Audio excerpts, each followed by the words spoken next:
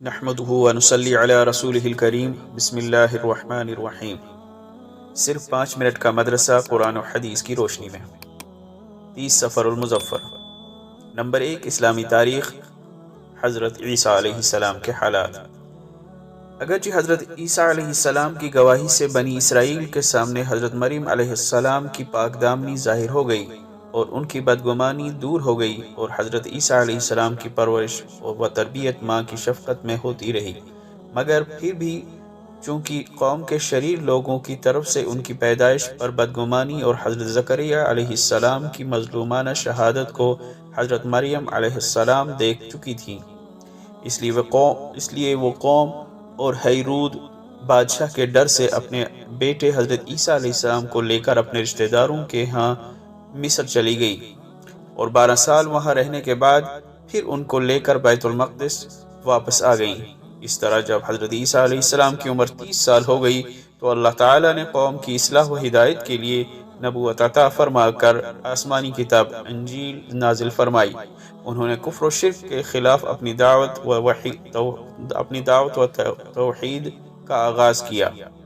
حضرت عیسیٰ علیہ السلام کی شکل و صورت کے بارے میں حضور صلی اللہ علیہ وسلم نے فرمایا، معراج کے موقع پر میری ملاقات دوسرے آسمان پر حضرت عیسیٰ علیہ السلام سے ہوئی، تو میں نے ان کے درمیانی قد، سرخ رنگ، صاف و شفاف بدن اور کاندھے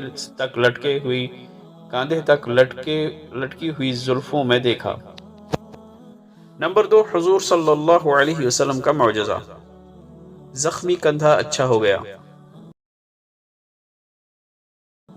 غزوہ بدر کے موقع پر حضرت خبیب رضی اللہ عنہ کا کندھا زخمی ہو گیا۔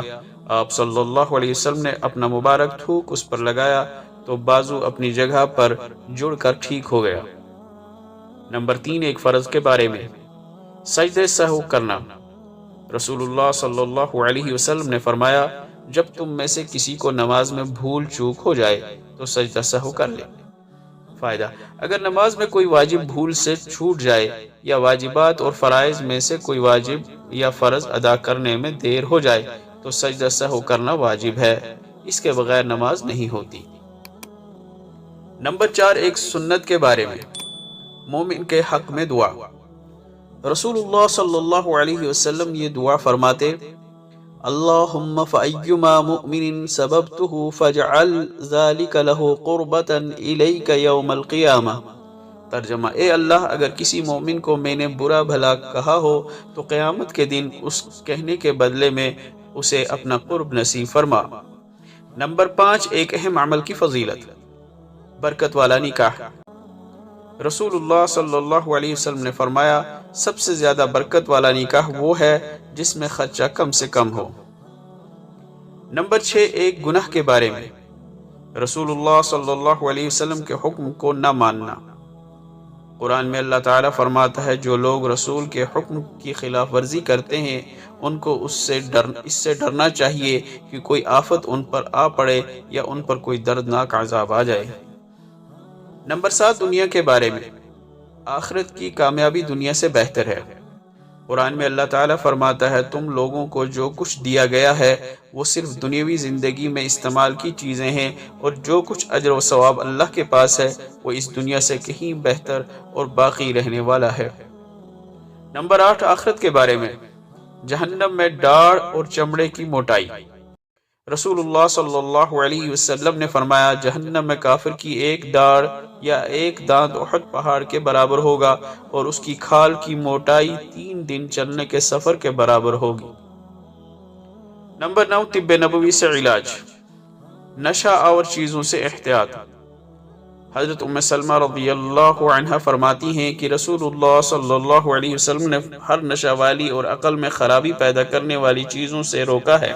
خلاصہ: اطباء لکھتے ہیں کہ نشہ والی چیزوں کے نقصان دہ اثرات سب سے زیادہ دماغ پر ظاہر ہوتے ہیں، لہٰذا ان سے بچنے کی سخت ضرورت ہے۔ نمبر 10، نبی صلی اللہ علیہ وسلم کی نصیحت، جنازے کو جلدی لے کر جاؤ۔ رسول اللہ صلی اللہ علیہ وسلم نے فرمایا، جنازے کو جلدی لے جاؤ، اگر مردہ نیک ہے تو اس کو خیر کی طرف جلدی پہنچاؤ، اور اگر وہ بد ہے تو اس کو جلدی اپنی گردن سے اتار پھینکو۔ اللہ تعالی عمل کرنے کی توفیق عطا فرمائے۔ وآخر دعوانا ان الحمد للہ رب العالمین۔